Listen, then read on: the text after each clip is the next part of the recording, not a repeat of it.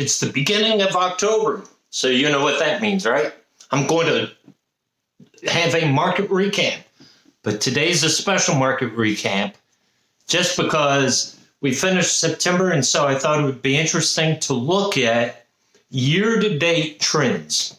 Some very interesting things are coming up, so stick around.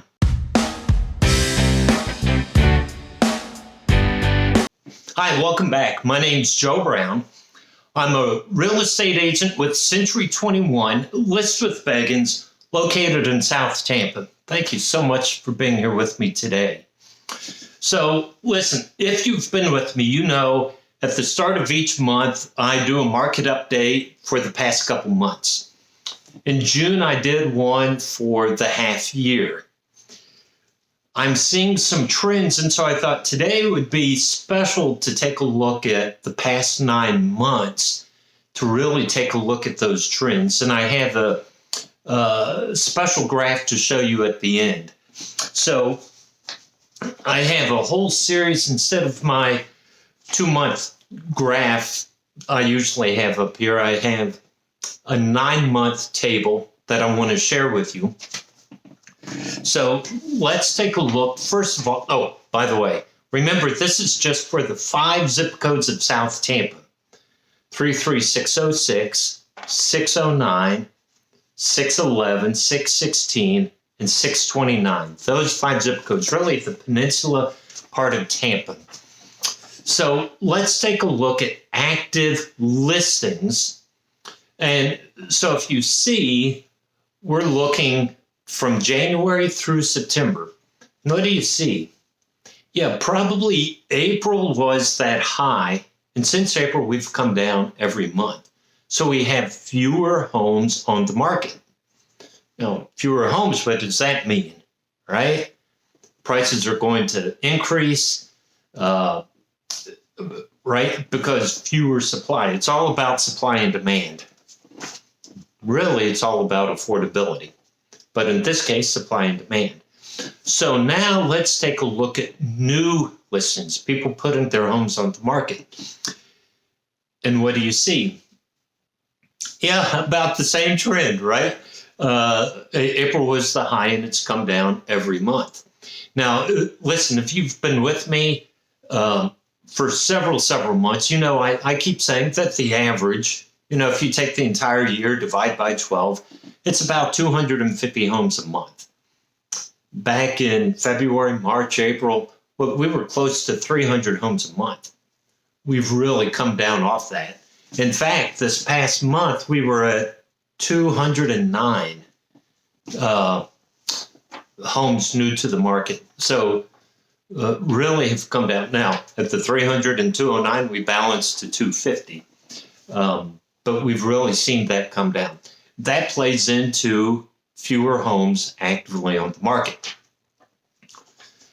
So then, but once a person puts a home on the market, how long is median to sell? Remember, there's a difference between average and median.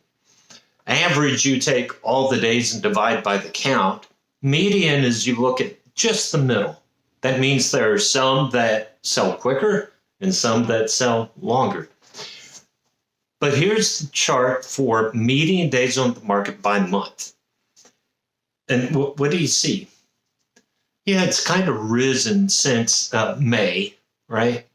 But if you go back to February and March, it's doubled since then, right? So houses are sitting longer on the market. Several reasons for that. I'll talk about those in a little bit. Let's look at sales. So we know number of homes on the market is down. New homes on the market is down. Days to sell has gone up. How about sales? Yeah, you can see April was the high. Now that makes perfect sense, right? Because people coming off of the holidays, they really don't want to do anything during holiday season. They start looking at the end of January, February, and then 30 to 45 days later is when they close, which puts it about April. So it makes absolute sense that April is the high. and it's come down since. So we're seeing fewer homes on the market, fewer new homes on the market, fewer sales. Let's take a look at sales price. Yeah, sales price has come down too, right? Now, not drastically, but it has come down some. How about the ratio? And so this is from what a house originally goes on the market at to what it sells for. And here's the example I use. If I put my house on the market for $500,000 and it sells at $450,000, well, I get 90% of my original asking price, right? That $50,000 difference. Now, it's different if I listed at $500,000, nothing happens. I reduce the price to $450,000 and it sells at $450,000. Well, I'm getting 100% of the list price. But what I like to share is the original price, what I originally priced it at to what it sold at. And here's the chart. You see, we've gone from about 95% to 92%. So you think, well, that's really not a drastic change. Well, it's 3%. 3% of 500,000 is $15,000, right? So, and you think $15,000 isn't a huge amount unless you're paying it or somebody's paying it to you, right? But that's what we're talking about. So we're still about 92% right now, 92.5% for all the homes in South Tampa. Now, I will tell you, in specific zip codes, it's even dipped down into the 80s. But overall, South Tampa, it's about 92%. And then let's take a look at months of inventory. And what do you see? Yeah, it's been pretty steady all year, between 5 to 6%. Now, what that means is it's really a balanced market, right? So, again, go back to the talk about supply and demand. So, if there's fewer homes available, but there's greater demand, that's going to drive the prices up. If there's more homes on the market than there are buyers, prices are going to come down. We're kind of seeing that, right? In some areas, we're seeing prices come down. That's why I go back to the ratios, right? We went from 95% to 92%. 2 years ago, we were at 102%. So prices are coming down. And what that means, our sellers are willing to accept a lower price than what it's listed at. Some sellers. So here's a graph I want to share with you. And if you've been with me and watched market updates, I typically don't share this information. So this will be new information for you. But this is expired listings, okay? So you have homes on the market, they don't sell, so maybe they get offers and the seller doesn't want to accept it. So what does the seller do? The seller can lower the price, or they can let the listing expire and take the house off the market. Well, look at this for the year. Yeah, you see it's really gone up over the past couple months, right? Expired listings. And so earlier I said I wanted to talk about affordability. And really, that's what we're seeing is affordability. I read something just 10 minutes ago.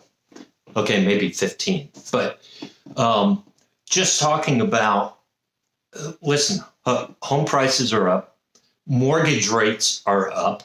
The cost of insurance, not homeowners, well, homeowners insurance has gone up, but also health insurance has gone up for families. It's about affordability and what families can afford.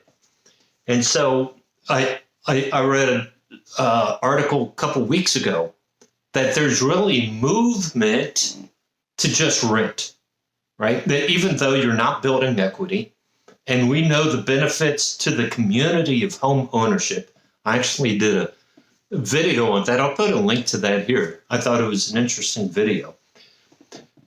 But families just can't afford the mortgage, the interest, the insurance, the taxes, plus health insurance, and right? It's an affordability issue. And so houses have been sitting for a long time. That explains why the days on market has gone up. That explains why expired listings has gone up. That's why home prices have come down, because let's face it, if you're a home seller, so listen, if you're a home seller and you don't have to sell the house, you say, listen, I'm going to hold out till I get the price I want. So listing expires, okay, it expires. No big deal. But if you're a seller and you say, listen, I need to move, then you will accept a lower price than what's it's listed at, right? Just because you need to move. So listen, there's a lot of economic factors impacting the economy right now.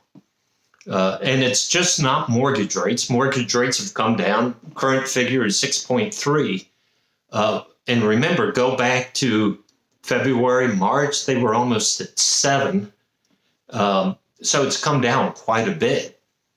But there's other economic factors impacting families. And I'll tell you, I mentioned about, if you don't need to sell, don't sell. But there are some sellers that say, I need to sell, and they'll accept a lower price. I had a gentleman call me and say, Joe, I need to sell my townhouse. And I asked him, I said, well, when did you buy it? And he told me. And I was very upfront. I said, you will not get what you paid for it. You're probably going to be $20,000 or $25,000 less than what you paid for it. He said, thank you for being upfront with me. I'll have to deal with that when the time comes. I just need to sell my house. So, and I share that with you because as an agent, I want to be your trusted advisor. And I'm not going to blow smoke and say, oh, we can get you all this money. I'm going to be honest with you. And if I don't think your house is going to sell, I'm going to tell you, right? And if you don't want to use me as an agent, that's okay. But my job's not to list your house. It's to sell your house or to help buyers find a house they can afford. So listen, go to my website, joebrownc21.com. You can reach out to me. You can look at my listings online. You can search for homes. I have blogs out there and links to videos. I want to be your trusted advisor. So listen, share this video with people are looking for homes or are looking to sell their homes. And no obligation. Let's just sit down and talk. See what we can do, okay? Thank you so much for being here with me today. And until next week, take care.